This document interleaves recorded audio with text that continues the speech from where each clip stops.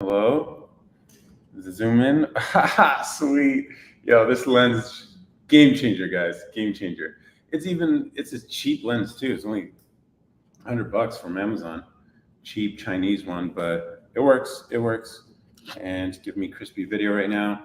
I can actually have the camera pretty close. Obviously, my hand starts looking weird. Autofocus works pretty good. And you guys are hearing me. Hopefully, let me make sure the mic settings are properly. Audio. No, we needed to go to lab. Let's test. And then external headphones. Let's make sure you guys are actually hearing me. I always like to do the YouTube and Twitch early because you guys are the real ones, right? That's what I'm trying to do here. So let's test this out real quick. Plug into YouTube.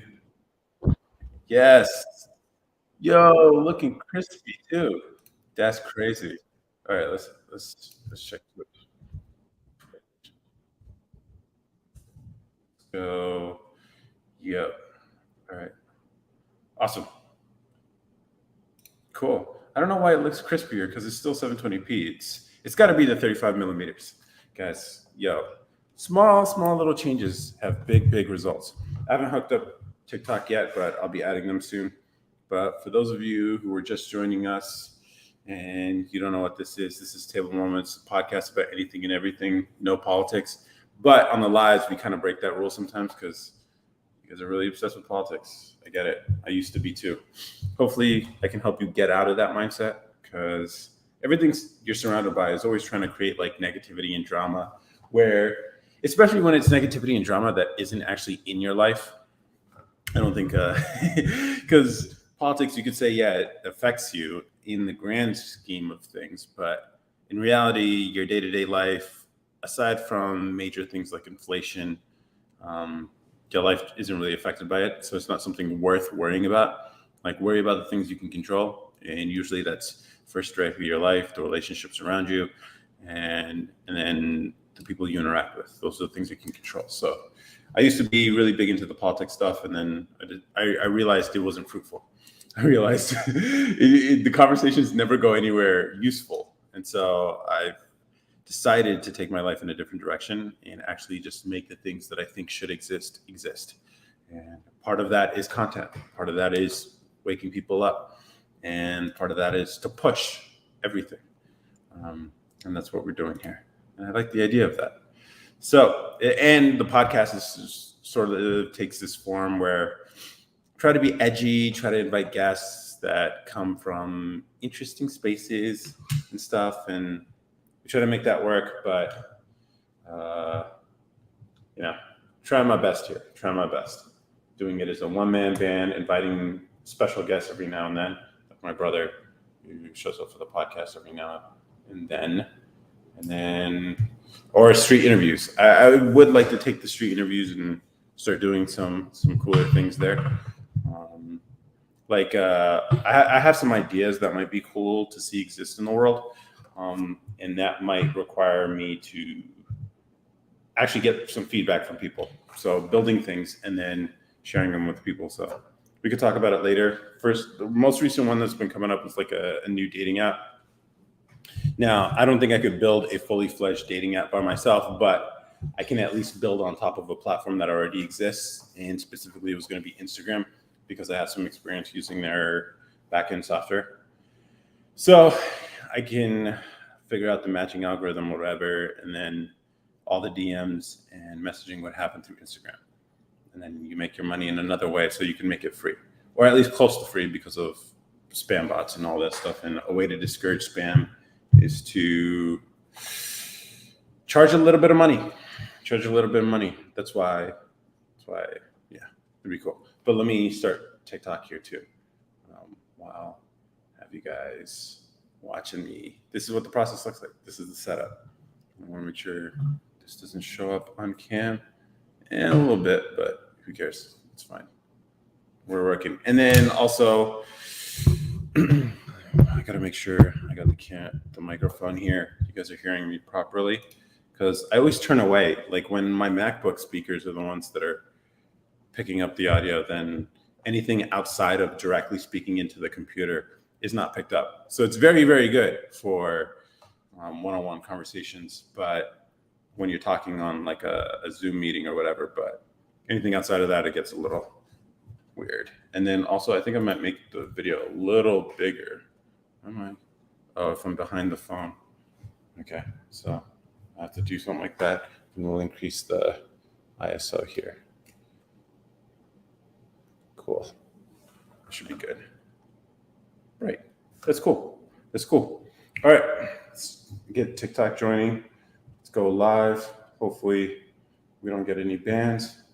And 3, 2, 1. And we're live on TikTok now too. What's up, everybody? What's up? If we move the light here, and then it's in the shot. Maybe if I move you guys a little closer. Do that. Cool. All right. Streaming on 3 platforms right now. So it's a little weird. It's a little weird, but I'm in frame here. Hey, everyone. How's it going? I also have topics prepared for this week, as I normally do. It's just videos I posted this week. Aga, Morale, how's it going? How's it going? How's everyone doing? Should I start doing the NPC shit you guys have been seeing a lot? Huh? Just like, no, I'm not going to do it. Although I hear they're making pretty good money. Those of you on YouTube and Twitch, I don't think you guys realize how stupid TikTok Live has been lately these last few weeks. It's been crazy, bro. Right, guys? TikTok Live has been wild. It blows my mind that this is what counts as entertainment these days. But I guess they're winning, right? Because they're getting paid. So it's my fault. It's my fault for not like I should, right? I should, because I always fight these things, man. I always fight them. I'm like, no, I'm not gonna go do that. I'm not gonna do this, even though they're winning strategies, right? They're winning strategies, but I've decided I'm gonna take the harder path, right? Walt or Whitman, is that the poet? I don't know. Don't ask me any English-related shit. But everyone, how's it going? How's it going? Eventually, it'd be nice if I could get a stream key. I know normally for TikTok, they only do give stream keys to gamers, but it'd be nice if I could stream key and you guys can like converse with me, with the YouTube guys and the Twitch guys right now. Hey, bro, my cousin pregnant. She's claiming it's mine, but how do you like being bald? That's a great way to ask a question because he hits you with something spicy at the beginning. It's a hook. It's a good hook. But yo, I read pretty much every comment as far as like as best as I can. So I was gonna read it anyways. But being bald is pretty cool. It's a simpler life. I don't go to barbers. I don't have regular haircuts, so it's always good. Taisha, I appreciate the invite, but I just got on live. I got to warm up a little bit here. Oh, man. Yo, it's been a minute. It's been 1 week.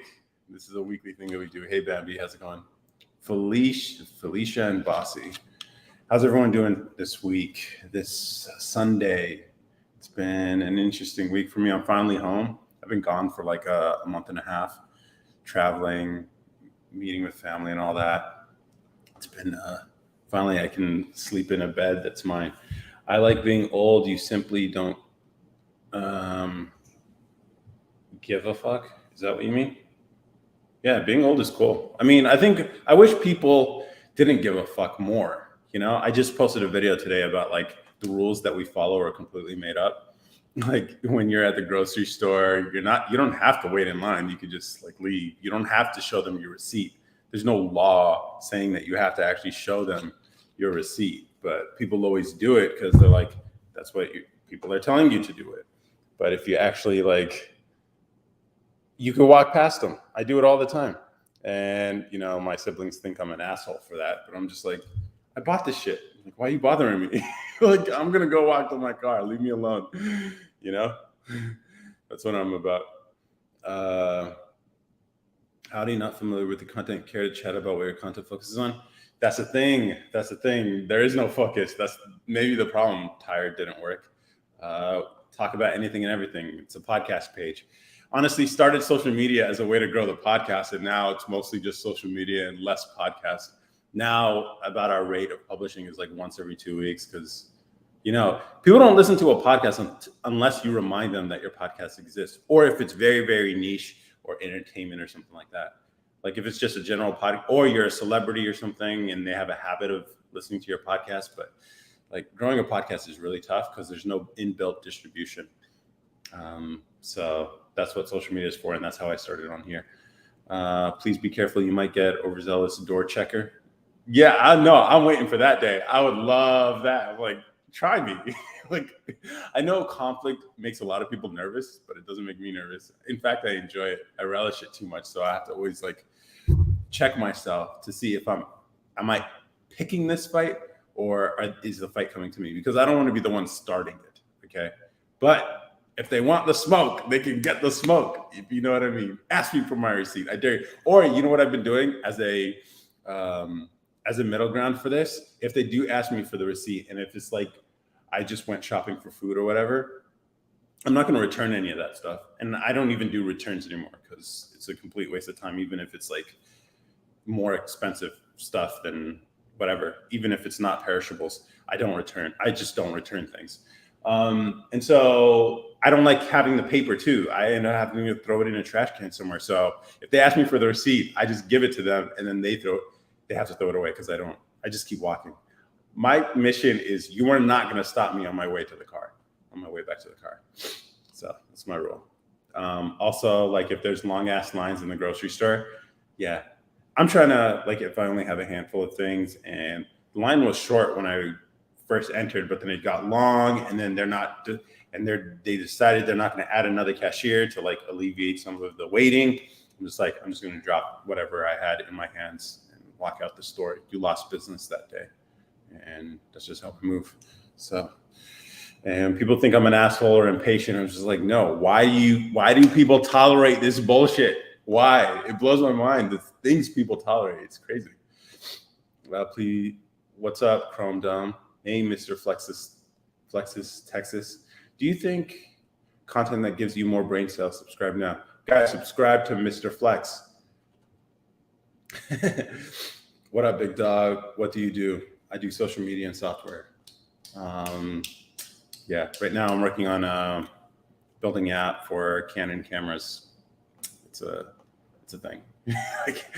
Dude, I do what I want every day. Honestly, that's what I do, and I hope people can one day get into a financial position that they can do that too. But I do have some ideas about what this page can be. I have to do it all. I'm working by myself, so I end up doing it all. Full stack, that's what they say. Everybody calls themselves a full stack. No, for me, it's like right now I'm working on some server issue. Because apparently, I didn't even realize this. I built a whole fucking web app with social media and APIs and shit, not realizing how, that you can't use some inbuilt node modules on the browser end. So now I just gotta like use Browserify and figure this out. All I need to do is send a request to the camera asking where it's located on the network. And you can't do that just with basic front end shit, which would be nice, but whatever. I initiated space after he kept bringing up a recent breakup too harsh. I'm not sure. You're going to have to give us more context. Not a happy camper. It's Sunday. Let me see if I can stay awake for this. Yeah, Nick, you could go to bed. It's fine. Yeah, you need your beauty sleep, right? I'm in cybersecurity networking. Full stack sounds like underpaid nonsense. Doing 2 jobs for the price of one, basically, bro. No, it's like everyone defines themselves as full stack because it looks better on a resume. But then when you actually look at their experience and what they've built, it's always just front end. Because like people who do back end stuff don't have to say that they do back end stuff, or will pretend. They don't call themselves full stack. They'll just call themselves back end. Yeah, they can put a front end together. Yeah, but front end engineers always like to call themselves full stack. Honestly, I wouldn't even call myself a software developer per se. I just build MVPs, or at least usable things, and then try to sell it to people. Like it's not, I am not even close. Hey, how do you like stand-up comedy? Louis C, new page, stand-up comedian in real life, as seen on Prime Video. I'm gonna have to check your stuff out. Had to start this new page. You all should see it when you're done. Yeah, I think a lot of people like stand-up comedy. So yeah, feel free to plug your stuff here. Um, I'll definitely check it out. Not to be confused with Louis C.K., right? Do you get that all the time? I bet you it's got to be annoying every time you like, or it might be really useful because when you, I don't know exactly how it works. Explain to us, Louis, if you don't mind, but how you book gigs. And so if you introduce or when you're booking a gig and you just like you, Louis C, um, and they're like, oh, it must be Louis C.K. And so they'll invite you and be like, oh, damn, I have an opening bit about I do it. That makes sense. That's cool. That's very cool. It's like I'm not that guy, and then you can make all the jokes and making fun of him, bro. You lucked out. You lucked out with that one. Louis C.K. doesn't call himself; his agents do. Yeah, I forgot. That's how Hollywood works. They had you go through people. You don't actually like book them yourself. I need one of those. I need an agent who wants. um, Faith, do you want to be my agent, real quick? I appreciate it. I appreciate it a lot. uh, so how's everyone doing? All right, so I do have some topics prepared. I briefly mentioned them just based on the videos I posted this week. I'll take 30. Nah, 30 is too much. I'm pretty sure the average is like, or the what people go with is 20. It's all text these days. People see the name and then the profile and they scratch heads like, oh, they're like, who's this impersonator? Whatever. You know, it'd be really cool, Louis C, if you can actually do his voice too. That'd be hilarious because like they get a discount on, and then maybe you could take his. I don't know. I know comedians feel some type of way about stealing jokes, but I mean, if he ain't using them, like why not? I'm superior, so 30%. We're gonna have to continue negotiations offline. I can be your agent for the low price of $6,000 a month. Yeah, but what kind of entertainer am I? That's the thing. We kind of have some of the same style when it comes to some jokes, but we're different for sure. Okay, you should make jokes about how. I don't know. His situation was a little weird. You guys ready for this spicy? Yo, we could talk about it, but I have my opinions on it. It's just like, I don't know if it's the same thing as Weinstein, you know? When you read the details, it's like more of a Aziz Ansari situation. If you guys know, there's so much background you got to know for any of this to make sense. I can't say my opening bit or you'll get your live in trouble. Dude, this live has been in trouble so many times, man. I don't even care. I don't. Man. And I'm simul streaming on YouTube and Twitch. So if this dies, I'll just go there. I'll focus there. Even though there's no one there, which sucks, but whatever. Oh, man. That's funny. Louis C, the fact that he can still go live. I know, it's crazy, right? Because I offend women all the time. And then they continue watching. Here's the crazy thing, fellas. Here's the crazy thing. Like, I tell women the real, okay? I'm not even the one bringing it up. They're the ones who do.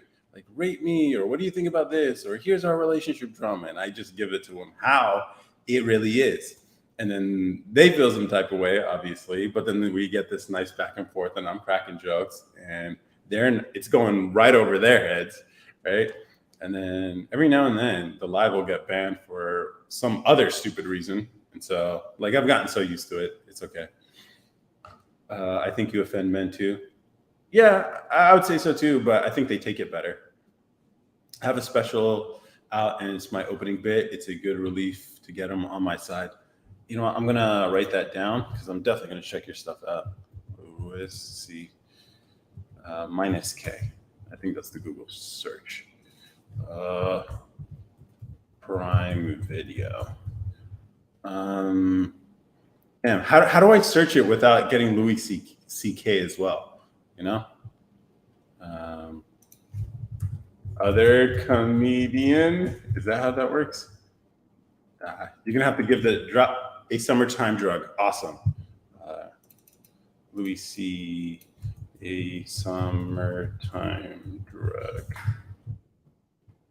that what it is? Cool.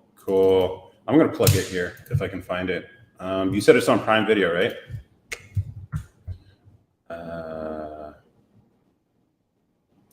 Yes, got it. All right, I'm gonna put it in the chat here on YouTube and Twitch, so they'll be able to see it. Check this out, guys. He's on. There you go. A summertime drug. So how does Prime pay? Bezos seems stingy. Bezos and I have a deal. 80 to me, 20 to him. Yeah, I heard like Netflix, the way they did it was the number of tickets you sold was what they would pay you for your special. So like doing a lot of shows was always a good thing because every seat was $1. But I feel like Amazon with their AWS services, they got money to blow. They got plenty of money to blow. So, and then let me see if I can show it here. Yep, I'll put it on there for a bit. So yeah, I thought about. I'm on tour right now. I'm in Sacramento tonight, making fun of the other Louis Bezos. It's weird. I'm actually from Sac, dude. That's crazy. That's crazy. I'm actually from Sac. Are you? I mean, that'd be pretty cool if you're in Golden One Center, but which are you? That'd be kind of cool. I did watch Dave Chappelle and what's his name? The guy who was doing it with. Not just yet. Soon enough, bro. Soon enough. You'll get on there. And yeah. Bezos is Bezos because he's not blowing money. Yeah, you know what? I don't know why Bezos gets so much shit. Of the tech billionaires, he's probably, I don't know if he's the most relatable, but he's the most practical, is what I would say. Okay, Elon has his head in the sky, which is why he's going to build the future, right? So it's like he's just one of those dreamers, motherfuckers, who has some technical ability to understand how to make it happen, and he learns his shit, whatever. His missions are beyond just whatever. And then Bezos seems like the more realistic, like let's just give people great service, like, and 2-day shipping, and yeah, we got to be frugal and be very selective about how we spend money. So we're going to use doors as our tables. We're going to take doors from the hardware store, put legs on them, and those will be our desks instead of like buying this stuff, you know, the very practical kind. And then whatever, with more people like you pumping up, I'll be there eventually. Appreciate it. No problem. I agree. Bezos seems like the most progressive. Yeah, I get that. And I respect it because it's like, you know, it's easy to just be a marketer. It's so easy because you're just talking big shit, right? Elon can back it up, you know, but most of them can't. And so, you know, like Zuckerberg, I think he's like, I don't know what his mission is, honestly, but I like the fact that he pushes the company in directions that everyone thinks is crazy and yet does it. Google, nobody really knows who runs Google. I don't know, you could say the founders of Google, I don't know if they're involved at all, or yeah, Google seems like it's being run by a computer. That's what I would say. That's just designed to optimize what they already have, which is search. And so it's kind of depressing because it's like anytime they innovate something or they're coming up with something cool, then they discontinue it. And so there's a website actually dedicated to Google's graveyard of projects that they've killed. I think it's called killedbygoogle.com. And you'll see the graveyard of all the different cool things that they got rid of, which is a shame because they were really cool. And now they just got rid of Google domains, or at least they sold it to Squarespace, which sucks because I really like Google domains. I don't think Bezos needs attention like Elon. Yeah, that's true. Bezos and Phil Knight, the bigwigs at Alphabet. Google seems to innovate then destroy. It's their brand now. Yeah, it's like, here's the thing. Like, you know what? I always thought this would be interesting for the right team who would just take the projects that have been killed by Google and just turn them into multi-million-dollar businesses. Because to Google, when you're making billions upon billions of dollars off of search, anything less than that is a waste of time. So yes, even though they're cool, even though they should exist, as far as the company and stockholders are concerned, it's a waste of money and time And so they'll kill it. But they end up open sourcing it anyways. So you can literally, with the right technical team, with the right execution, you can turn those into viable businesses on their own that can each make $100 million. It's crazy. It's crazy. One day, maybe I'll just do that. I'll just take one of their failed projects, get some VC funding, be like, we're just going to do what Google did. Here's the data. Google already had, you could just hire those people from Google, because the reason why those people at Google were working on their project, those projects that Google killed, was because they were passionate about those things, and Google just killed them. And then if you offer them, it's like, hey, you can work on that project again, just with us, and you can have a piece of it too. And then that's an easy pitch. You already have the employees, the talents who built it, who aren't working on it anymore. And you have the tech because it's all open source. And then you could just say it's a Google project, spun off. I don't know why they don't do that more. I guess they have to keep innovating just in case, but their bread and butter is ad revenue, yeah. Which, I mean, with the whole ChatGPT thing, I don't know. No, it's not even ChatGPT. It's the open source versions of AI, like Llama and stuff. You know, if you guys aren't familiar, well, you'll probably know about like Facebook and their AI models that got leaked to the public.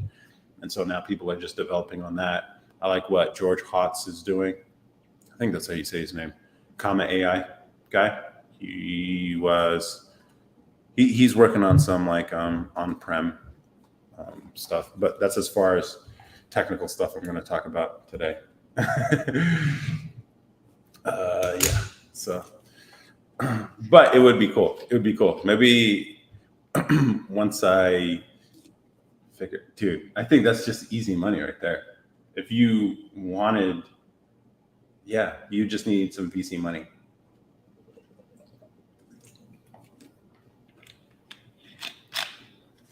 I think you and I only truly love the tech talk. Yeah, it is what it is. I mean, if you have any other things on your mind related to tech or whatever, feel free. But it is interesting, the tech game. And I like people who are working on interesting tech. Like all the like SaaSes are cool, whatever. But I mean, I like hardware, but it's way harder. That's the problem. Now I'm working on existing hardware, but again, like, I think companies that are good at hardware suck at software, and vice versa. And so maybe there needs to be middlemen, and maybe that's where I'm going to live. I take existing hardware and write good software for it, and then add functionality that the company never even thought about including, because that's not their primary focus. I think only that practice is very prevalent in the gaming industry. Really? Is it? So I don't know. Or like, as far as gaming is concerned, I think, what if there was, because it's crazy, like, you know, like game development shops and how expensive it is to develop a game. And like, what if you can go simpler? Like, I remember the games I used to play, like the sports fantasy stuff, not even like sports, like sports fantasy. So like, think NBA Street Volume 2, think SSX, those kind of games where it was, for those of you who don't know, SSX was a snowboarding game, but it's like extreme snowboarding, like it's basically like a mix between GTA, Tony Hawk, but with snowboards, basically, is what the idea was, but without the free world stuff. But extreme sports, and if you look at the graphics of all those, it's like you can just make them slightly better, just improve the visuals of it just a little bit, turn it into a game, and I think it would hit. But you know, people don't make games like that anymore, which sucks, because those were fun games, or racing sims or whatever. I've been thinking like it'd be funny if there existed a marketplace for 3JS games. So 3JS is a JavaScript library, but it lets you do 3D visuals, and people make games out of it and stuff like that. So I was like, oh, a $20 yearly subscription to this gaming, and then you can have people literally develop games on their own that can be played on any device, because it's all just like through a browser. That'd be pretty cool. I like accessibility. I like using existing things. in interesting ways. I like taking the Nintendo approach. That's what Nintendo does. They don't develop revolutionary technology. They just use existing technology in combinations that people never thought of and come up with these cool things. That's how the Game Boy was developed. All the tech that was used in there were just came from different things, and they decided to use existing hardware to make something that actually worked really well instead of having to build everything from scratch. And so I like that approach. I like the Japanese approach there. A lot of devs build their games off of old open source indie devs. Yeah. So yeah, I like open source. I like simplicity. I like things like even the app I'm building for this camera here that I'm using on Facebook or on Twitch and YouTube. It's a Canon camera, but I've been reading their API docs and it's pretty cool. There's a number of things you could do remotely, but their app sucks. So I was like, you know what? There should be something simpler. I'm already talking with a couple people who might be interested in this, and then it might be useful for like sporting events or something where you take pictures and it automatically uploads to social media for you, which you can do through having a local hotspot. But all these things that just improve the usability of this camera beyond just like hardware and taking pictures, but actually the latter part of that, actually distribution, which is the thing I would be working on, the software. Your head would spin with the mess I work with. It's far from simple. Yeah, I like simple. I feel like I was just watching a video of Elon explaining like one of the biggest mistakes engineers make is optimizing a thing that shouldn't exist. People don't ask themselves that enough. Like, does this need to exist? And most of the time, the answer is no. It should be no. But people, in order to feel like they're doing real work, they give themselves busy shit. I was thinking about this for like highly technical employees too. Like, you don't want them working on stupid busy shit, right? You need their expertise when that game-changing play is coming, and you need good execution and someone who can build it and then build it right. But you can't afford them. Well, I don't think it makes sense to have them be working on busy work while you wait for the highly technical to actually use their skills thing. Because I was thinking they're kind of like firefighters, they're working on training, they're working on their fitness, and they're just chilling and resting and just prepared. And then when that time comes, emergency situation, game situation, and you need them to perform, and that's when you should employ them or you should set them on the project. So yeah, I think highly technical employees who are very, very competent at what they do should be sort of like on retainer, essentially, not just like showing up every day, whatever. Let them train, let them explore, let them build, and then when you need them, it's like call them up. In my opinion, a lot of what we need are already there. We just need to be more intentional about repurposing. Yeah, I like repurposing. Repurposing makes sense to me. I don't know, man. Learning all these like technology stacks that exist now, it's kind of crazy to me. Like, why don't we just go back to? I like web. I like web because I don't like the idea that I would be developing for a device or a platform, Apple versus Android versus PC versus Mac versus all that. It's like, no. I like something that's easily accessible by anyone from any device because that's how I live my life. So I like web. That's what I like. And so that's what I decided. That's a constraint of mine. I can only be web. And the cool thing is it's less work because you end up just building it once. And then the cool thing is it's permissionless, which is the biggest thing for me, not asking for permission to share this with people. I could just share it and not have to go through an app store or ask someone to download it or whatever. It's a whole thing, but that's enough tech talk, I guess. Which maybe I should have dedicated streams. I mean, like I make content for the business side of me, but I don't actually stream any of that stuff. There's a lot of derivations. Mm-hmm.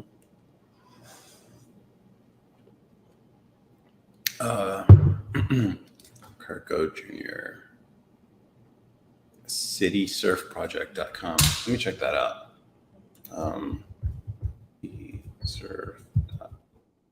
Citysurfproject.com. See what this is.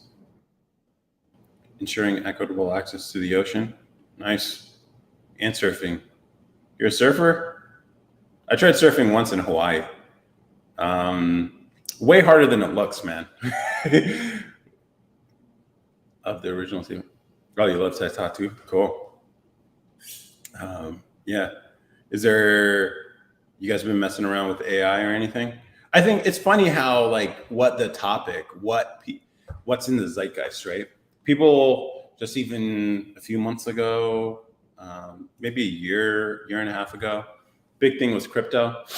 Then it was NFTs, and then AI just shook everything up for a second. And then everyone forgot about crypto, but Bitcoin's up from when it was down a while ago. And then I think there was some court ruling saying how coins aren't actually traded securities, even though the Securities and Exchange Commission wish it were. And so that kind of like unleashed the market a little bit. But, you know, government does what it does. It is what it is. Yeah, I started surfing when I was a kid in Louisiana. Nice. Don't get me started on NFTs. What's wrong with NFTs? Aren't they art though? No, I never. That's the thing with crypto. I like the idea of crypto, the idea of exchanging money in a frictionless way, or at least is less friction than what we currently have. Because I don't like payment processors. Okay, like I have this book, One from Many, by D. Hawk, who basically started Visa. It's this idea of bringing all these banks under one sort of credit standard that they all can use. And that's how Visa was born. But if you look at the pricing of payment processing, it's 30 cents typically, the average, or depending, you can negotiate these rates, but generally the rule is if you're just going to get into this right away, it's going to be 30 cents plus 3%. 30 cents plus 3% of the purchase price. Now, the 3% isn't the problem.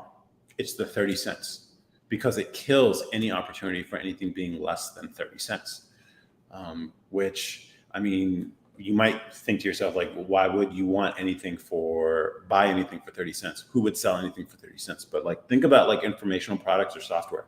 What if you could sell something, or like let's say NFT, you know? Or art, digital art that's automatically generated through AI, but someone put in the work of actually building the AI model, running, doing the math behind it, and coming up the weights for their model, and all that's work. That's what equity that's put into it. But what if they build an online tool and you can generate images for your business or brand, and you just pay 30 cents? You can't do that because payment processing would eat up the cost, so there's no point. Now, or what if you wanted to do fractions of a penny? Like, let's say a YouTuber or content creator has hundreds of thousands of subscribers on their whatever, but you know, a subscription model at minimum is going to require 30 cents from each user. But what if you can do fractions of a penny? Then it makes it far more reasonable that you can support a bunch of creators online. Like, let's say, this is an idea I've actually thought of, but it would be really hard to execute because the data would be hard to get. And so you might have to do some other thing. But basically, like, imagine you had a Netflix subscription, $10 a month, but it would support all the creators you follow across all platforms. That $10 gets split up. So the 50 people you follow on YouTube, the 200 people you follow on Twitter, or the whatever that you follow on TikTok, that $10 gets split up between all the creators that you follow. And so you're supporting them by simply following them. And so it would track your account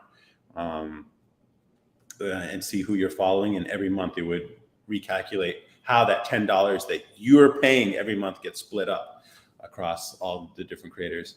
And that doesn't sound like a lot of money, but when you get it to 10, 20, 50, 100,000 subscribers, whatever, then that's a livable wage. That's a livable wage. And even maybe to a point where you get 500,000, whatever, then it can actually be a way to get a livelihood without actually having a giant following, instead of relying on ad revenue, which is, I mean, the cost the cost CPMs for those are pretty small anyway. So I thought, but that's the hard part, getting the data and getting people to do that. But that'd be really cool.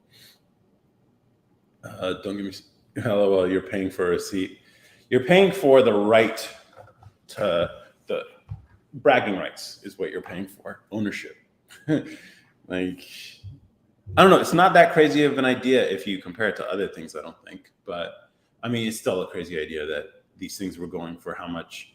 But the pricing was based on coins, so not real dollars. Although, when people speculate, it turns everything to shit. So yeah, the fees alone would nullify it. I've thought about that too. Oh, nice. I thought it would be more efficient than just having to split ad revenue for everyone. Yeah. I hate ads too. Ads, especially like you look at the conversion rates for your average ad, 2 to 3%. So you're wasting 97% of people's time to get to the 2 or 3% that who are actually going to buy. Shit makes no sense to me. Makes no sense. But this is how the industry works. This is how the industry works. Now, if you get a conversion rate of 6%, 7%, that's a really, really good. You start getting into really good territory there in terms of like being able to monetize something. But that's crazy. Like over 90% of people who watch your ad are not going to be customers. And this is the standard. You might as well just get rid of it. Stop wasting everybody's time with these ads. It makes no sense. But whatever. I don't know. I'm barely scratching the surface with this stuff, but it never made any sense to me. Never made any sense. I think we could change the game. But here's the thing. Here's what I thought. I don't know. Should I say this on live? I don't know. I've shared this. Here's the thing. Another thing. You could talk about ideas, but execution is the hard part. So I was thinking the easiest way to do this is start with mailing lists.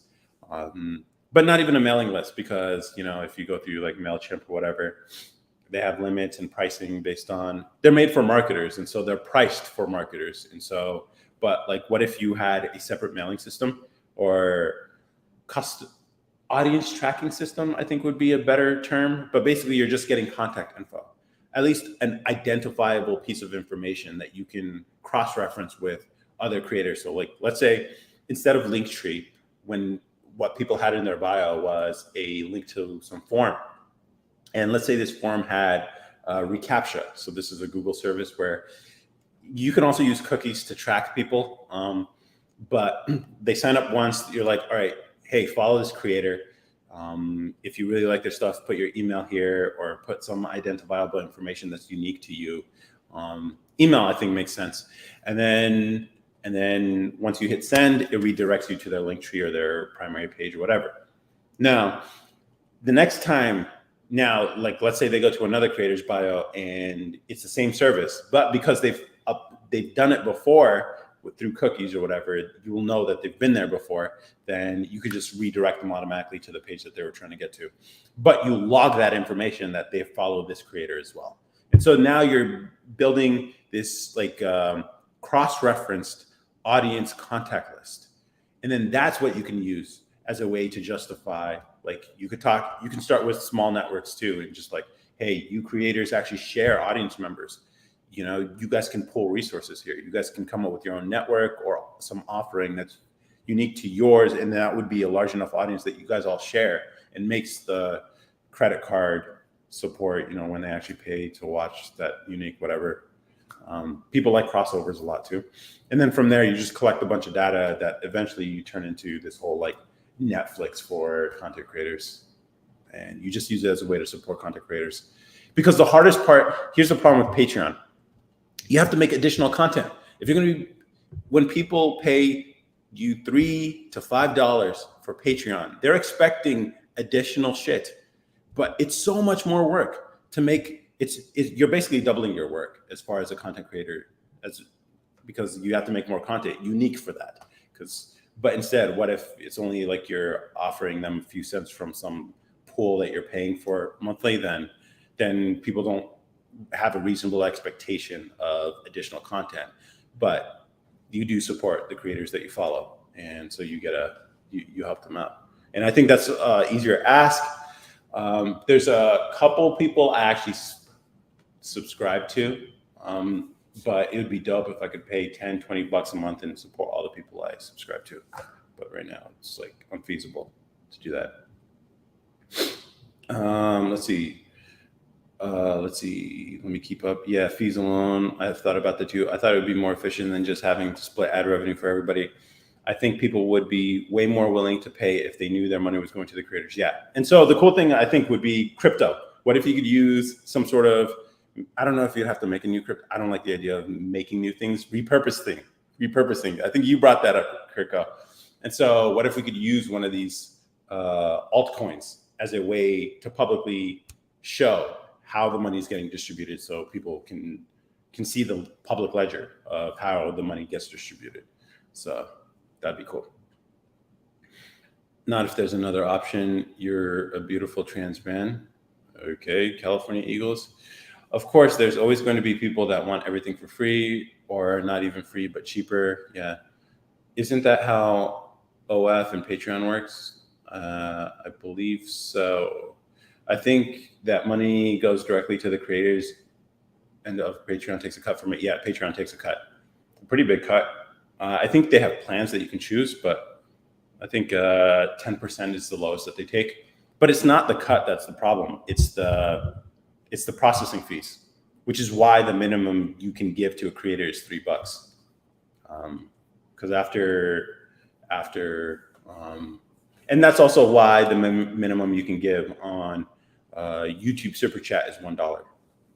Because I think YouTube actually loses money with every $1 Super Chat, because you got to figure breakage, people, frauds, whatever. And after that, they're probably not making any money on any of those transactions.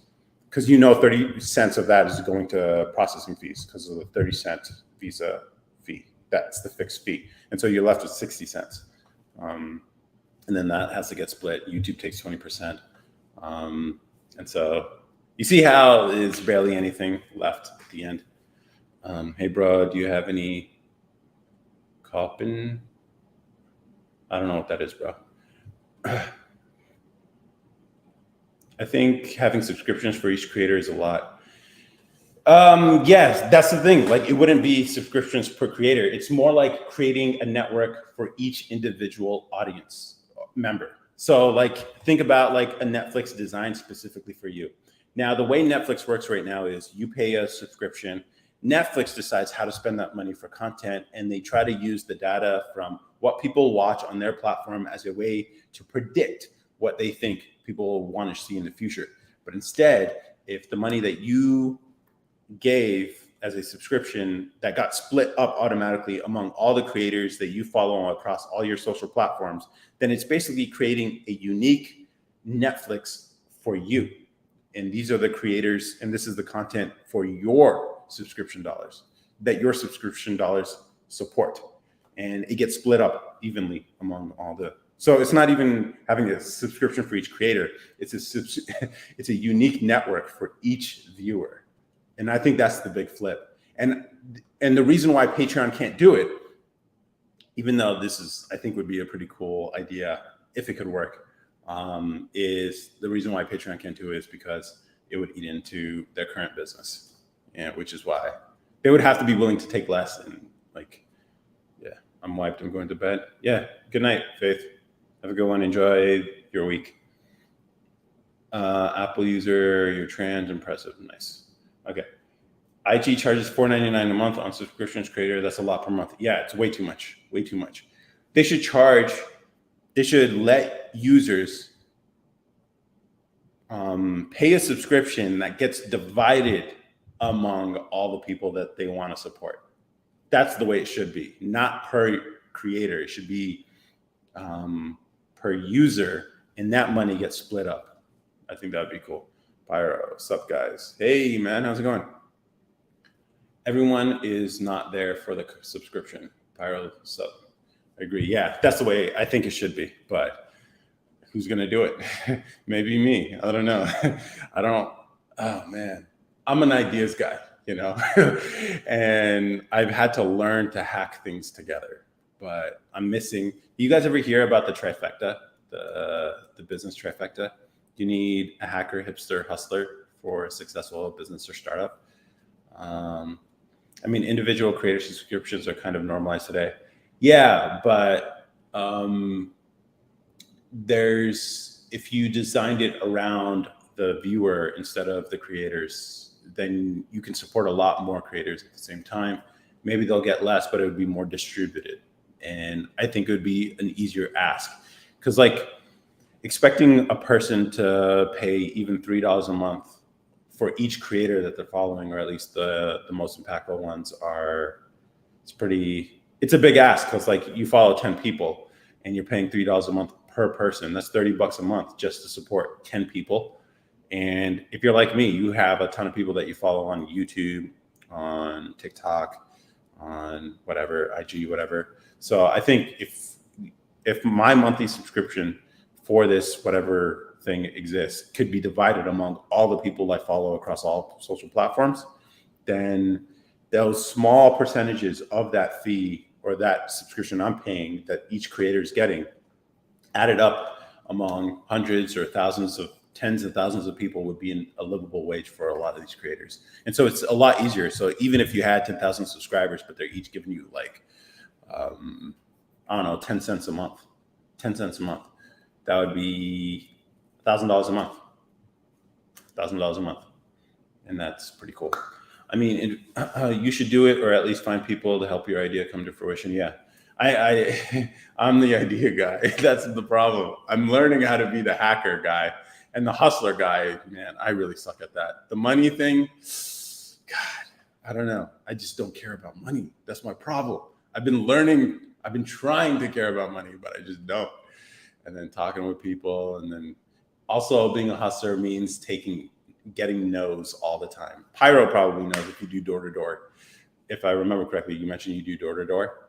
Yeah, you probably go through a lot of rejection, and you just gotta like one of those muscle things that you got to do a lot of. I guess it's worth a try. It sounds like a nightmare combinatorics problem on the back end, but possibly, yeah. It's like you got to figure out how you're going to organize this massive many-to-many relationship. And I don't even know how I would start that or how I'd even build it. I would definitely need someone who has experience with that. Creators would get a lot less though, say less money divided. Let's say if it's $30 a month with hundreds of thousands of creators, one half, they would get a lot less divided, hence they'll create less premium content and more creators won't join the program. Most huge creators care about money. Yes, that's a lot of no's. Yeah, but here's the thing. This would just be a supplement to all the other things that they're already getting money on. But because it's not a subscription that like the traditional way of it doing, like if it's Patreon or like Patreon, people expect additional content. And if you're in this game, it's just as much work as making it for everybody else. So you're doubling your work. Now, if you can grow large enough on Patreon, it's worth it. But imagine you didn't have to make any more content. People, just normal people who follow a bunch of people, you just pay $10 a month. This is like another income stream. That's a great way to enter into this space, I think. But again, it would have to be tried out. And I don't know if it's not like it would compete with Patreon. It would be a whole separate income stream is what I think it would be. You have to do a lot of content work to have great content to keep subscriptions. Yeah. Creators won't join the program. Okay. Lots of no's. Those creators' money come from endorsements, so that's outside of YouTube. Yeah. Which I don't know if you can say, hey, we can make you more money. Because here's the thing, their endorsements, the people, they pay the creators for endorsements with the expectation of a return on their money, right? So there's a certain percentage of their audience that will purchase the product or service that they're endorsing. Now, I'm thinking about the 90% of people who never buy anything, who are just watching for free, who will never interact or send them any money in any way. Can you get those people? So like a YouTuber who has 500,000 500,000 subscribers, maybe 20,000, maybe even less than that, actually are responsible for all of the income that they generate. So we're talking about clicking the ads, we're talking about sponsorship, stuff like that, buying those products and services, Patreon. That's what we're talking. Most people are not engaged in commerce with these creators. And so what if you can get even a larger fraction of those who normally wouldn't be buying, but you just say $10 a month, you get to support all the creators that you like and just make a moral case for it. And I wonder if people would pay for it. I don't know. But this would be additional money. Is it worth it to a creator who has so much more money coming in all other ways? Probably not. But if you're starting off, it's a big deal, I think. So let's see. Users would prefer to subscribe to one content creator that they support than large.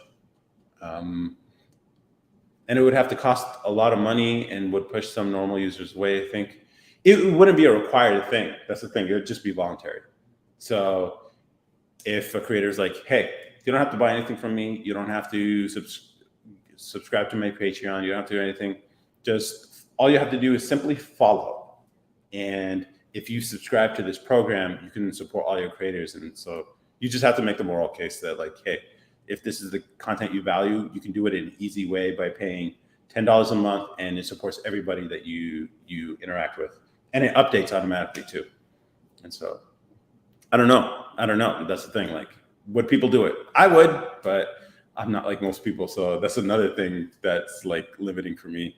I just don't know what people like. Users would prefer to subscribe to one content creator that they support rather than a large annual fee where they're subscribed to tons of YouTubers they don't care about. It wouldn't be a large annual fee. It'd be less than what they're paying right now.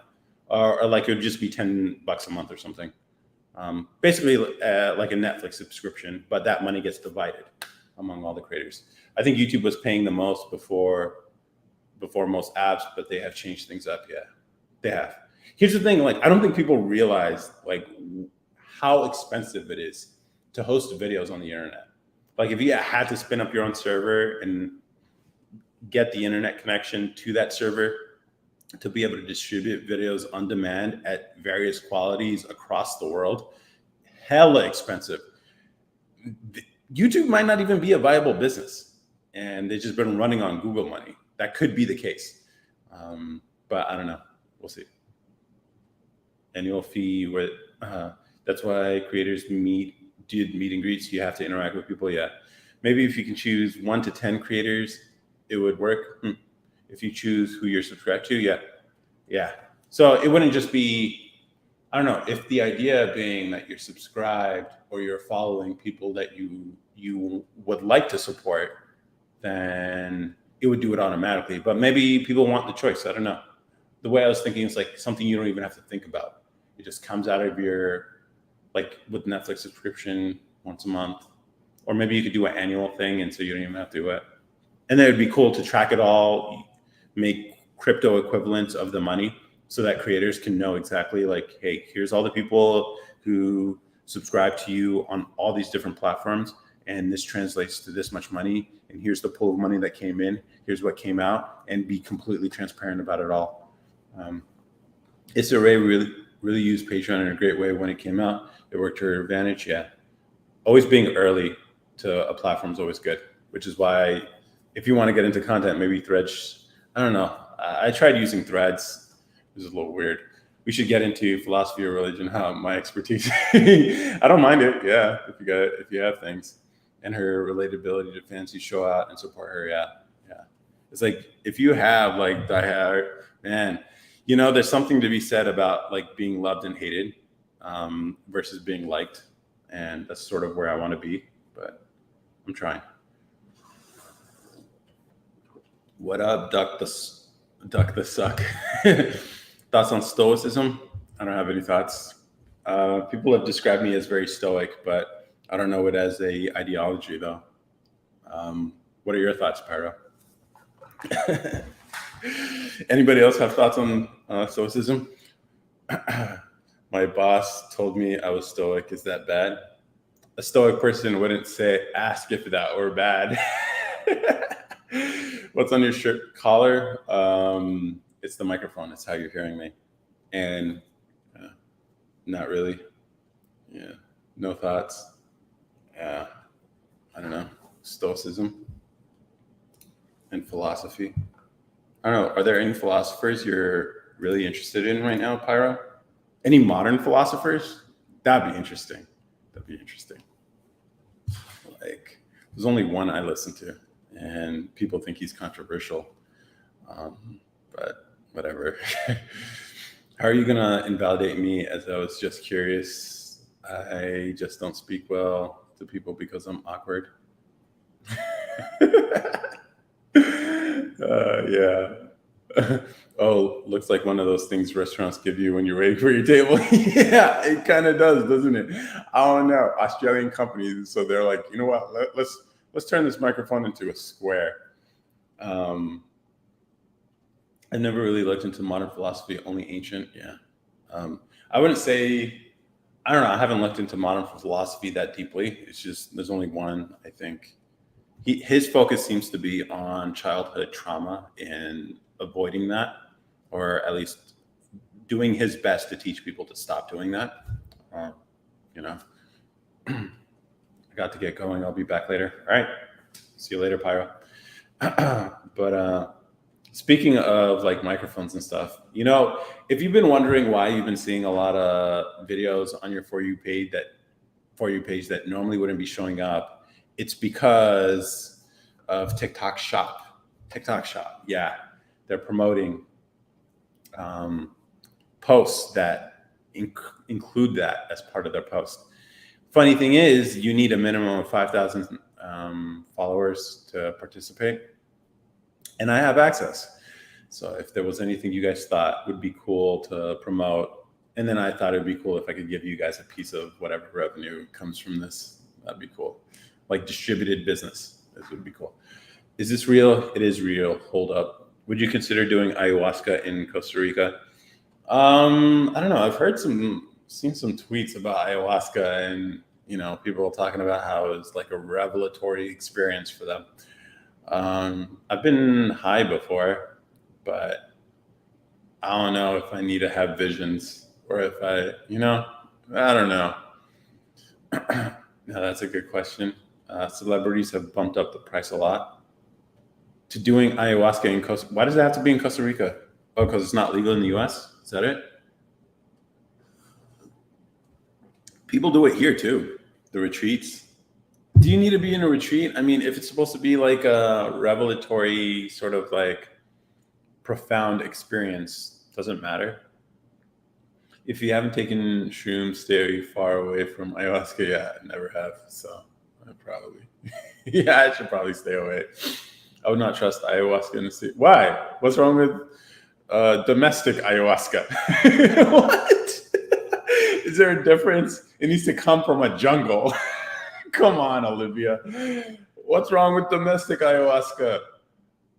Made in America. What's wrong with that? Just go to a reservation or something. Yeah, exactly. I don't know. You should take like a gram of shrooms and see what it's like. I don't even know where to get mushrooms, man. Where would I get them? Who hooks you up? Or can I grow them? That'd be cool. I need the full experience with a shaman. Yeah, and they're gonna like do the Simba thing on you and just like incense and stuff, and you're gonna be in a hut. But then you're also gonna have like fancy water and maybe a charcuterie board just to like really set the ambiance. Who knows? Who knows? I don't know. I think they should start using them for mental health. Interesting use case. Also, saliva is a wild ride as well. Salvia. I don't know what salvia is. I'm gonna have to look that up. Salvia.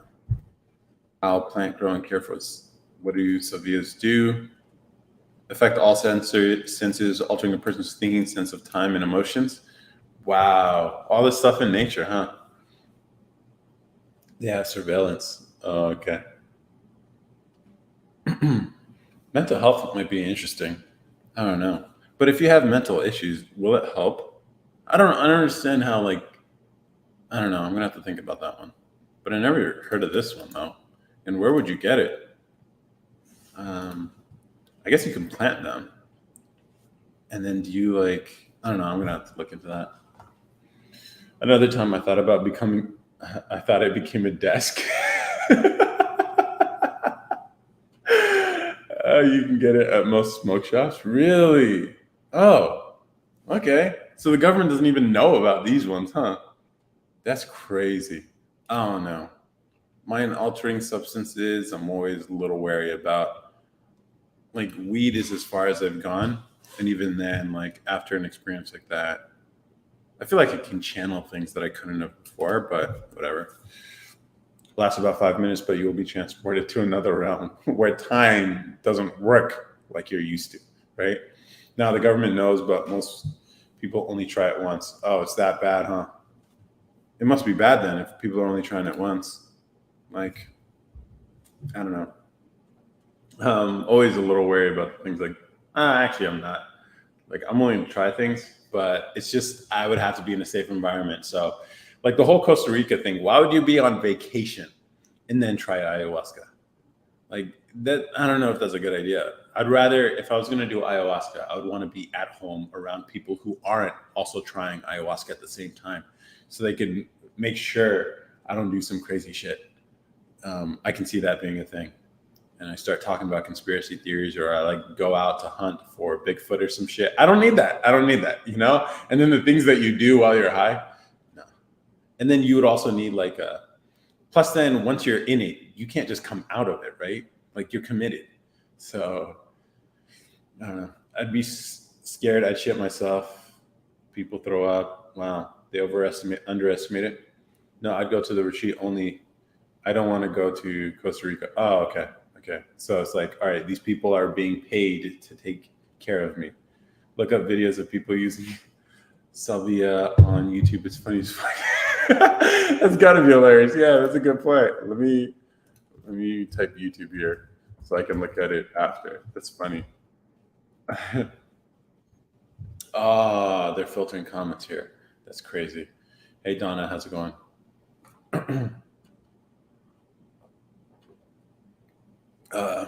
But yeah, it's funny. Like you just get it at a store. I guess it'd be an interesting street interview question, like something related to ayahuasca or salvia,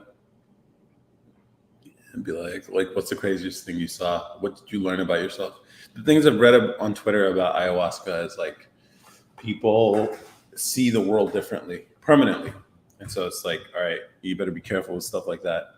Um, like I've heard people say now they can see demons or whatever, or they can see demons and stuff. I'm just like, yo, if you want a fun read, look up uh, Datura. Let me add that. Datura. Ooh. How do you know about all this stuff? Your worldview changes, but it's not like that. That is indoctrination. What? How do you know about all these plants? You're just looking stuff up. You're like, how can I hack the mind? Is it like nootropics? I don't know. It's interesting. Moise. I don't know. Here's the thing. I keep an open mind for this, like as a way to talk about on a podcast or something, but I stopped being a Christian after shrooms. Not that I was super into it before. Oh, really? Weird. Because I've been getting more into Christianity. So it's interesting. Like, I don't know if you guys have read, well, I'm sure you've read the Bible, but man, it's a book that hits for sure. Even beyond, you can even take the religious stuff out of it, but even the story of Jesus and the stuff that's in there, and it's pretty interesting as a book. What's your zodiac sign? I don't really believe that, but Aquarius. That's what zodiacs are, right? Aquarius thing. What does that say? Not that it matters because it's not real. Not that there isn't a higher power, but I think modern religion is missing something. Interesting. I don't know. Is it missing something? I don't know. I think a lot of people are. I guess I could speculate about existence and what people feel like they're missing, and how religion can be a way to fill that void, or at least that question of purpose. But I don't know. I don't know. I'm still new on my spiritual journey, so I don't know if I can speak to it. But it's been learning, slowly.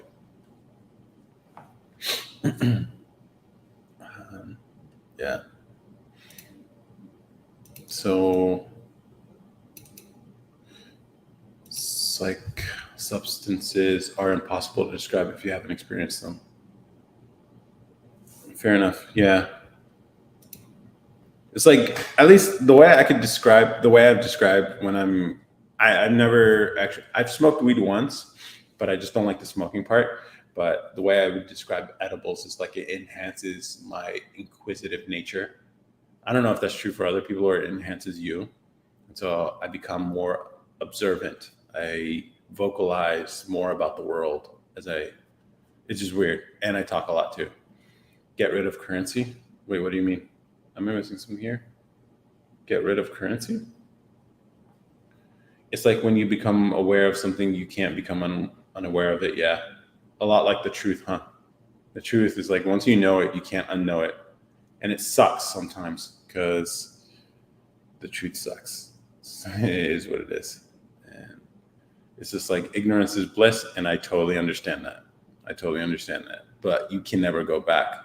Unless, I guess if you wanted to go back, it would be you're making a choice to ignore reality in that case. And that's a tough thing. But it is what it is. I'm not sure what you mean, Olivia, by get rid of currency, though. Is there something going on here, or was it related to what we were talking about? Um, hey, Godzilla, Brooklyn, Cali, what's up? How's it going? DB just joined. Currency is only as valuable as people make it. Yep, I agree. People, yeah, I agree. But then it's like, does people's judgment matter? Because if you really think about what money is, echo feedback, really? Put a one in the chat if you guys are getting audio issues right now. I can switch up the microphone. Uh, echo feedback. I don't know the way I see it. No echo is a TikTok glitch for them. Okay. The way I see currency, like if you really think about what currency is, it's not even cash these days. It's not even paper. It's not backed by anything really. It's just a ledger on some bank software that says you have a bunch of IOUs.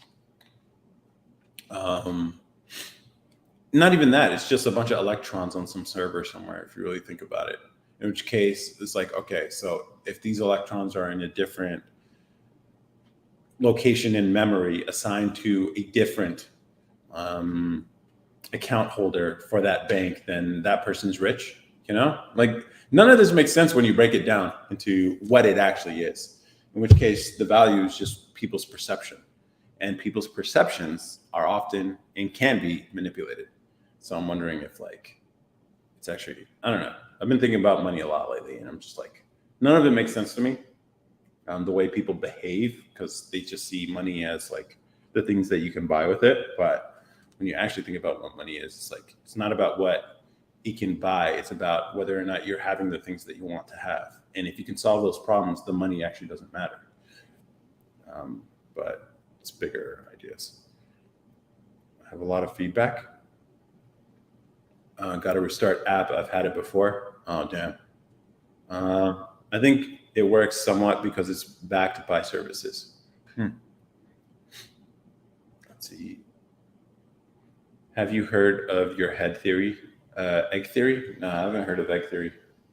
Could you give a brief description? Money is a way to ensure people do their jobs for the community. If you aren't putting in your own effort, you don't get anything out of it. Yeah, well, here's the thing. Like, you can look at communities like the Amish or like more rural communities. It's not about money. It's like, yeah, the services, the services and effort you're putting into making a better environment.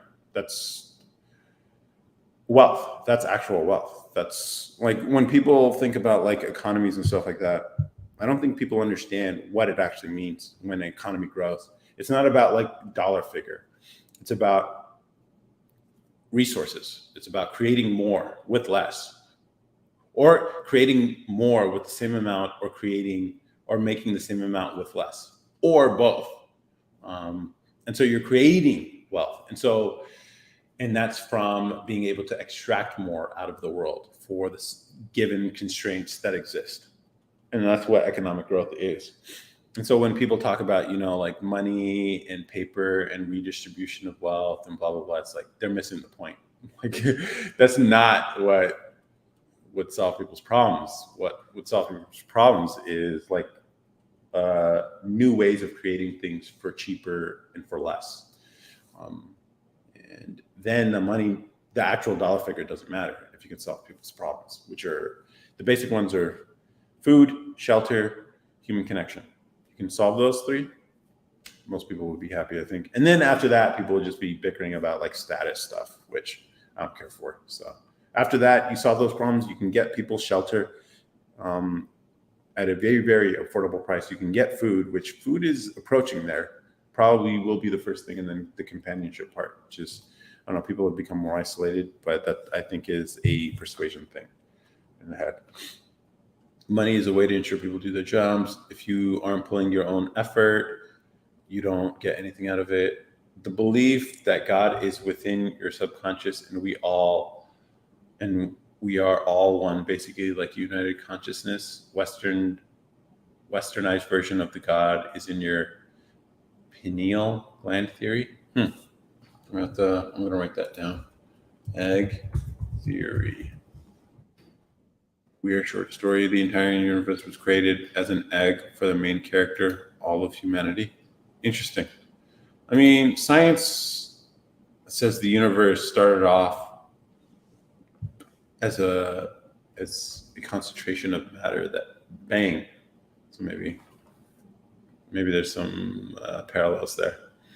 I get it, but what about how not everyone has the same needs and desires? Yeah, I mean, people can always, in the general sense, I don't know if the dollar figure, I understand it as a trading mechanism, a universal trading mechanism. So that's the beauty of money. But the idea that the actual dollar figure is what matters is, I think, missing the point of the resources that are created that represent the money. So like now when they talk about like GDP growth or even money supply, whatever, it's like you have to factor in inflation because they're printing a lot. So there's more of it, literally, which is why money is access to me.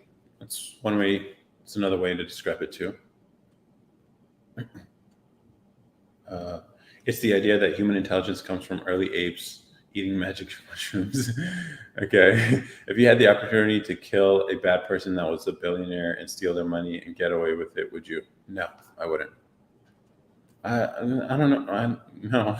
I'd have to kill a person and then I would be killing them over money. I don't know. Steal their money. I don't know. No, I don't think. Here's the thing. I think a lot of people will say no and not admit that they are the type of people who would. If you could get away with. Here's the funny thing. Like, it's weird. I saw this on Twitter. Someone said something about how about offering things without expectation in return, and that's how you end up being successful. And people think they're good people, but they're not willing to do things for others and stuff like that. And that's really true. Like, the thing is, people think they're good because they don't do bad things. But if they could get away with bad things, which is a form of power, people would do bad things. And so I don't think people are actually good people. I don't think the average person is actually, I don't know. I guess it depends on the community. I can't give you any figures. It's just, I've been playing around with the percentages. I can see them anyway, honestly. Would you? No, I wouldn't. There's more to it than what I said. Yeah. I got a conscious bro. Yeah, I don't think so. Yeah, okay. Yeah, that's fair. I mean, I think if you can get away with it, that's a level of power. Here's the thing. Everyone, even as good as you are, power corrupts everybody, and which is the dangerous thing about power, and which is why I'm always like, that's why I have my anti-government bent, because I'm like, I don't trust anybody with power. So the best is when nobody has it, or at least has a minimal amount of it, or if everyone has equal amounts, so at least they can check each other. But when certain people have, well, it's like character just goes out the window. Gotta go. Thanks for the conversation piece, homie. Yeah, thanks for joining us on this live. How you been, DB? How you been? Anything on your mind?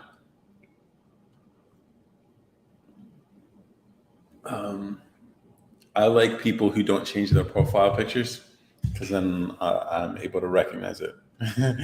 Some people switch it up every week or so, and that's hard to keep up with. Nani Nias, how's it going? How's it going, everyone? I got approved for TikTok Shop, and I've been thinking about like what kind of things I could promote. But I don't want to just promote things just for the sake of it. I could try a bunch of things, and you can request samples and stuff, free samples, whatever. But I was thinking like, and then another interesting idea I've had is this thing earning money and giving you guys a piece of it. TikTok Shop is basically what you've been seeing on, if you've been on TikTok these last couple of weeks or so, you probably have been seeing a lot of videos that normally don't show up on your page. And that's because they're promoting TikTok Shop. These pages are affiliates for certain products or whatever, and they'll put it on the page and you'll see a link at the bottom. And those videos have been getting pushed more because TikTok obviously wants people to adopt the shop platform. And you need a minimum of 5,000 followers, and this page has it. So now the question is like, what could I come up with that would be hilarious, that I think would be funny to promote, and then also useful? Because a lot of the stuff on TikTok Shop are pretty useless. A lot of them, like they're the kind of drop shipping stuff that you see. And it wouldn't surprise me if a lot of people are just setting up drop shipping stores through TikTok Shop right now. But I was thinking like, what if I can get some items from there and make funny videos out of it? Or if we can come up with an item that then we can sell through there, and then whatever money this generates, it'd be nice if I could like maybe give it somebody on the like Mr. Beast style. I think that'd be pretty cool, because I don't need the money. So I don't do this for the money. I always thought media should be a loss leader. It's just a way to get people in, and then whatever you're working on, that's how you promote yourself, and that's how you make a livelihood, if you're interested in making a livelihood from this. But some people are just trying to share some wisdom. There's a lot of the people that I follow are not actually selling anything. They literally are just giving wisdom out there, and they have a nice following, and they're doing it for the clout, which is interesting. I'm not doing it for the clout. Only way to grow a podcast is through social media. So I've had to just do the work. That's what I say. Do the work. And then, so that's one idea. And I posted a video. The audio was shitty. Here's the thing. Small little things like audio not being good can affect the reach of your video.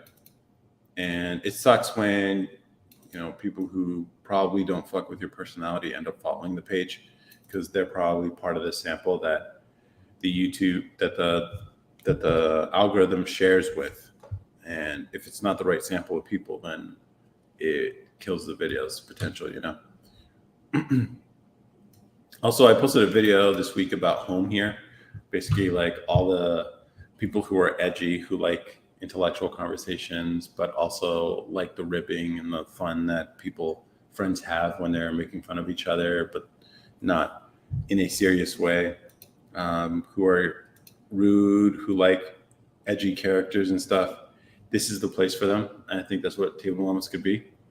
And like, if you want the nice, polite conversations where everyone's kumbaya and gets along, this probably ain't the place for you. Which is why it was funny, like last week when we had someone who had like pro LGBT or like woke stuff in their profile. I'm like, you're not gonna like it here. You're not gonna like it here. You just gotta know your environment. And I think we were doing it in favor, but I think they ended up following the page, which is weird. It's always weird when, I don't know. It is what it is. And so I just got to make it work, I guess.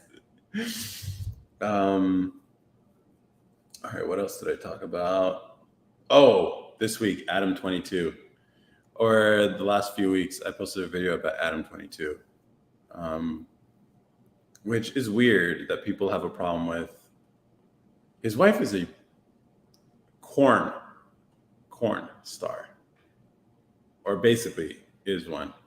So I don't understand why people were getting on his case about that. It's just like, people in the industry also have girlfriends and husbands and wives and stuff like that who are literally in the industry and they do it for work. This is a thing. You wouldn't call a male star cuck, would you? I don't know. It's just crazy that people, and then of all the things he's done, this is where people are like, oh no, that's crossing the line. Oh, I would never, blah, blah, blah. It's always weird how these like trends happen. How, there'll be the pile on is a thing that I think is just like, it's a little iffy to me. I'm just like, is this coordinated? You know how like when you watch the news and you hear a bunch of news channels talk about the same story at the same time in the exact same way? It's like they got their talking points, especially if there's like on the left side of the political aisle or the right side of the political aisle. Yo, I don't know if it directly happens with social media, but I think one person starts talking about it, or like if it's a coordinated effort or something. I don't get it, dude. I don't get it. And it's just like trends, man. I hate trends. I hate trends so much. I do. Which I guess TikTok is all about, but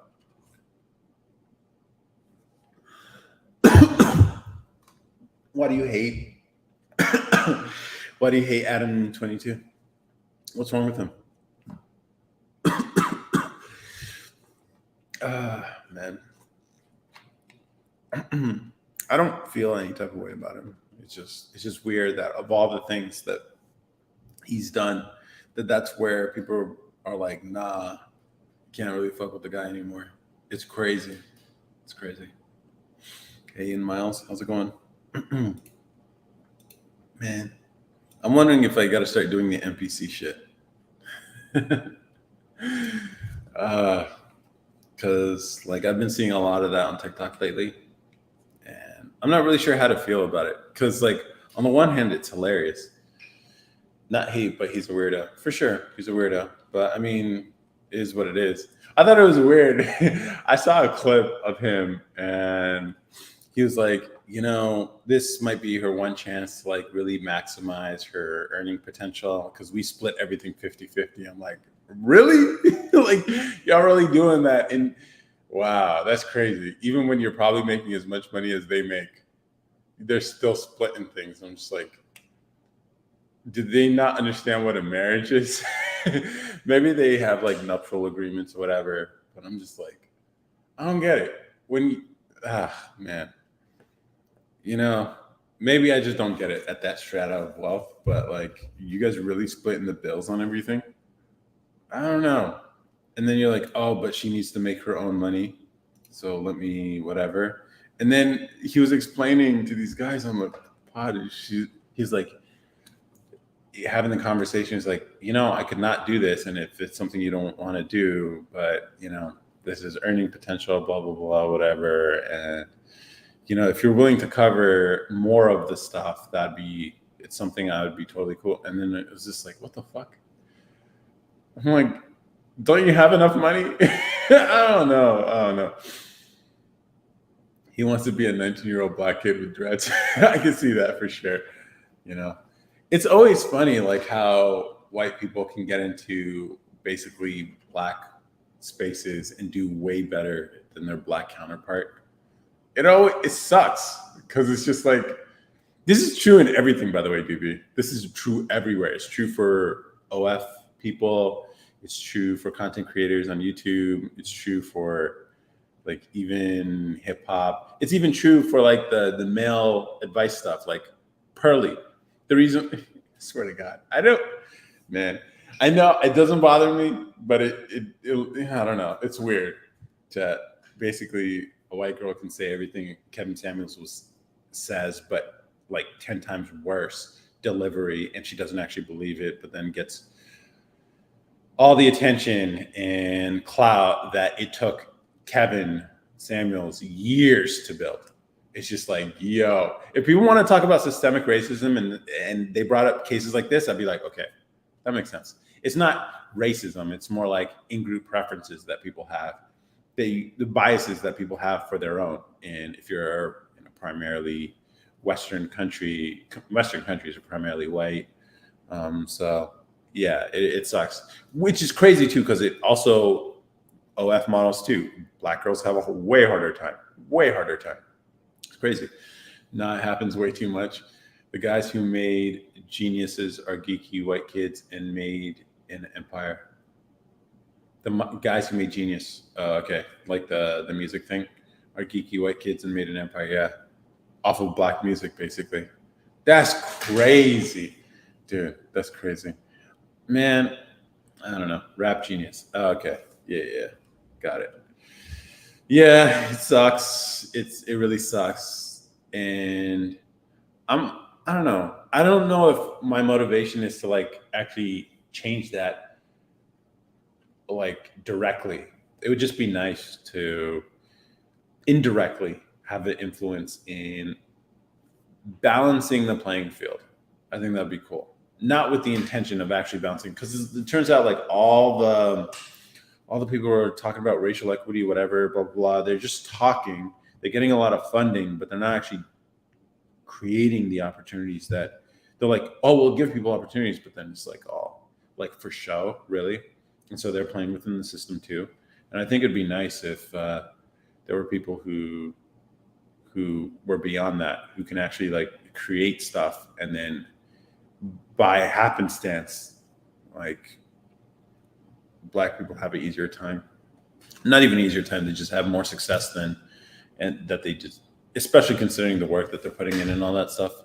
I think that'd be pretty cool, but I don't know. I don't know what would happen or how I would make that happen. But that'd be really cool to even up the playing field. But damn, it really sucks. It really, really sucks. I don't know.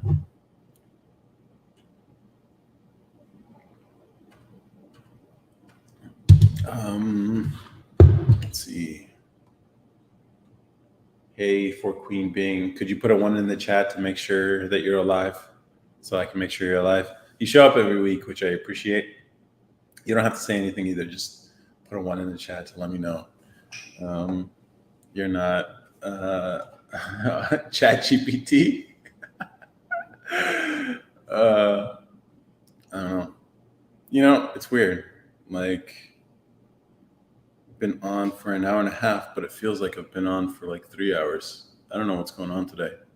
Today might be one of those Sundays where it's just like, yeah, the energy's low, and I'm okay with that. As long as I put the effort and actually showed up, that's the only thing I really care about. Eventually, I might actually be doing these lives more frequently, especially if I get these items from TikTok Shop. That'd be an easy way to like get some views, because all you got to do is wear the thing for at least 10 minutes. So I possibly some microphones and possibly a outdoor indoor camera. And I'm thinking it'd be cool to hack it and turn it into something cool. And maybe I can help promote that. But I think that'd be pretty cool. But yeah. Let's see. I don't have any other topics prepared for this week.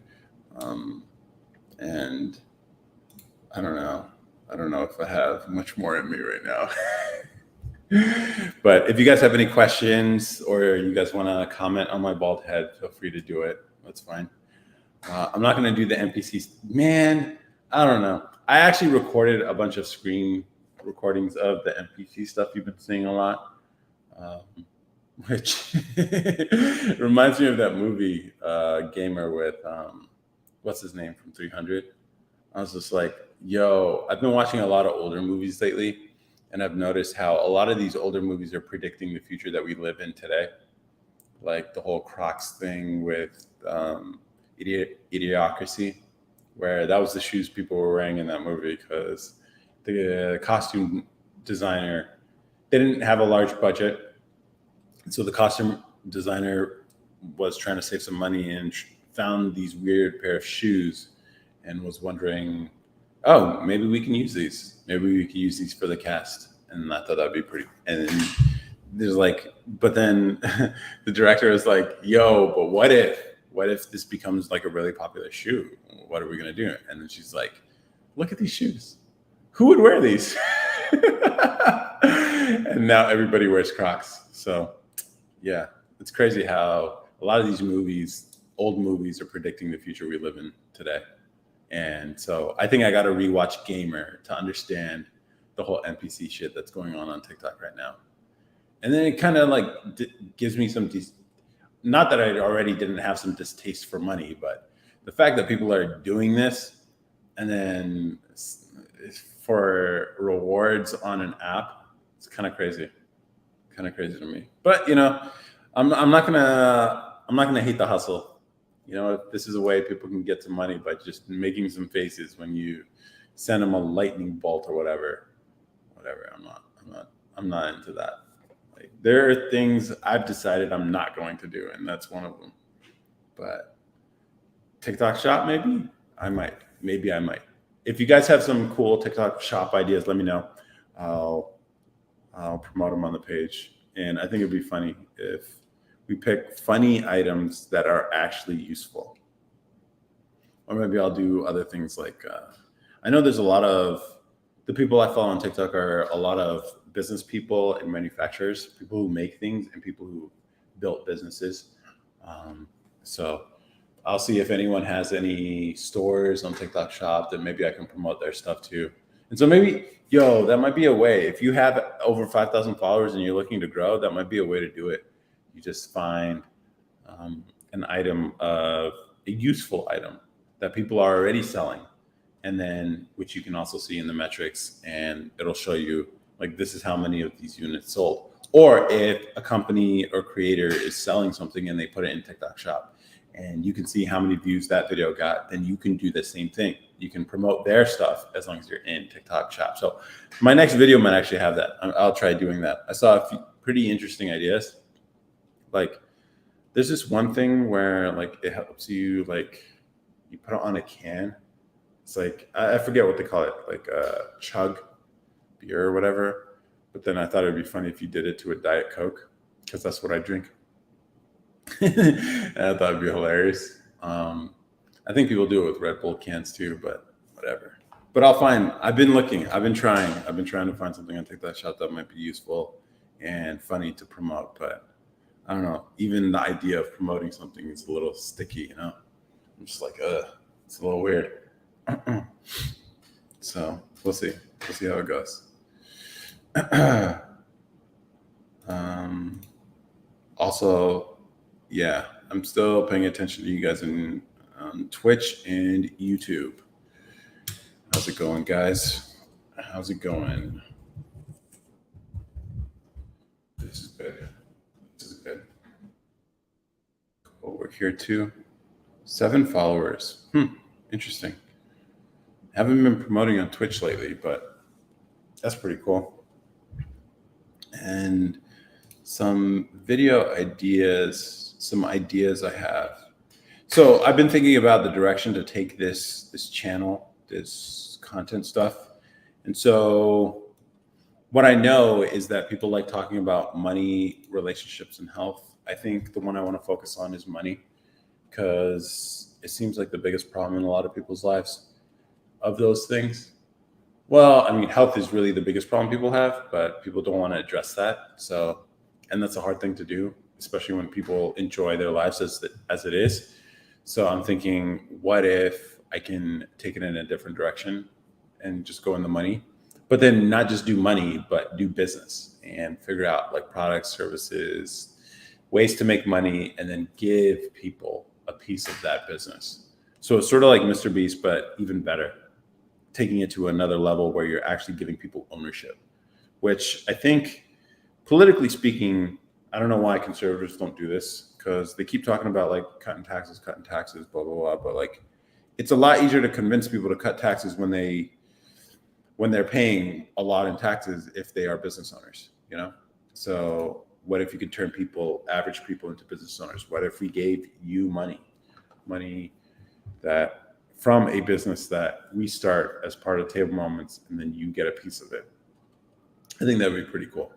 And then yeah, then you become a shareholder, and we wouldn't do any like Pilot Pete 520. How's it going? We wouldn't have any like I don't know.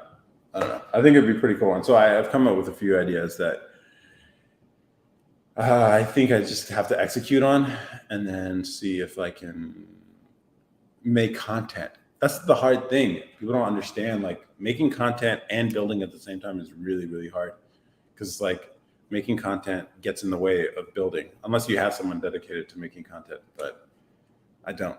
I end up having to do all this myself, which sucks. Maybe one day we'll be able to have someone else help, but right now it's just me, which is why I'm on these lives every week. It'd be nice if we can get other people on live eventually, but it is what it is. And so I've come up with some ideas. Recently, I watched the movie Flaming Hot. But have you guys heard the story of the Cheetos, how Flaming Hot Cheetos were developed? I remember reading it in high school, some book or something about ideas and idea generation and where ideas can come from. And basically, this janitor in a Frito-Lay's factory came up with this special blend of spices specifically tailored for the Hispanic community to make Cheetos flavored, to go after this market segment that otherwise Frito-Lay's has never considered before. And they made a whole movie about this.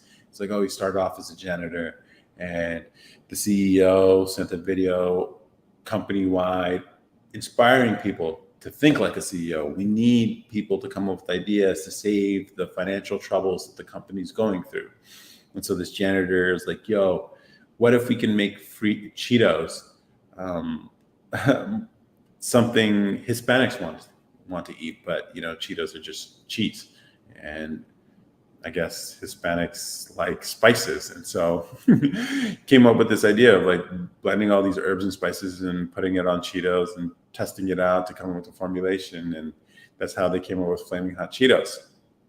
I remember reading this as a kid, and then I watched the movie, and then I looked up the whole story, and it turns out it's likely bullshit. It's likely bullshit. This whole Cheeto story might be complete bullshit. It likely is bullshit, because the way the dates of the CEO being inspired by the janitor and all that don't really line up, because Flaming Hot Cheetos already existed before the CEO in the story even took on the role. So there's plenty of whatever. So it's like likely a made up story, but people believe it. Even I believed it, which is a crazy thing.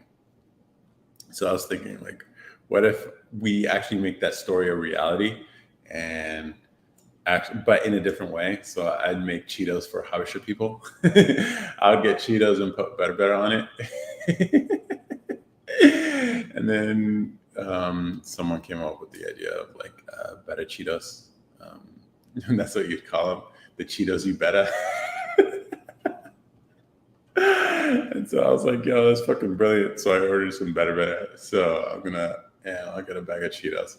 Apparently it's pretty hard to find unflavored Cheetos. I don't know where the hell. I wonder if there's a Frito-Lay's company near, or a factory near me.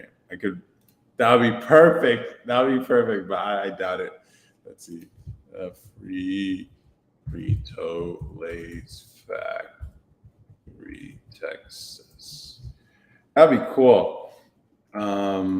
And then I can make a special blend of Cheetos, specifically for me, for TikTok, I guess. And I'll target it, and then maybe turn it into a product, and then that would be funny. That'd be really funny.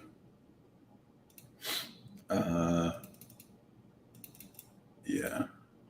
So that's a video idea. I've been always looking for video ideas that would be interesting,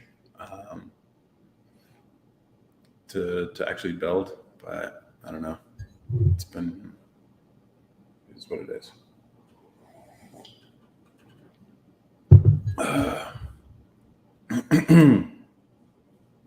Okay, guys.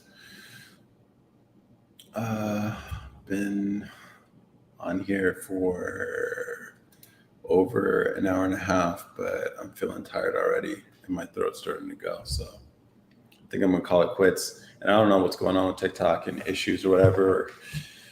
Maybe this is just one of those Sundays that no one's on. I don't know. But I'm feeling tired this Sunday too. So I think I'm gonna call it quits. Appreciate everyone who joined, and I'll see you guys. Maybe I'll do these more frequently. Maybe I will, but maybe I won't. But maybe I will. But otherwise, have a good night. Bye. Bye.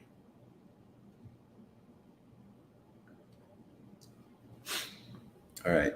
You guys on YouTube and Twitch, if you're watching this, you're watching the replay. I appreciate you for watching it, if you are watching it.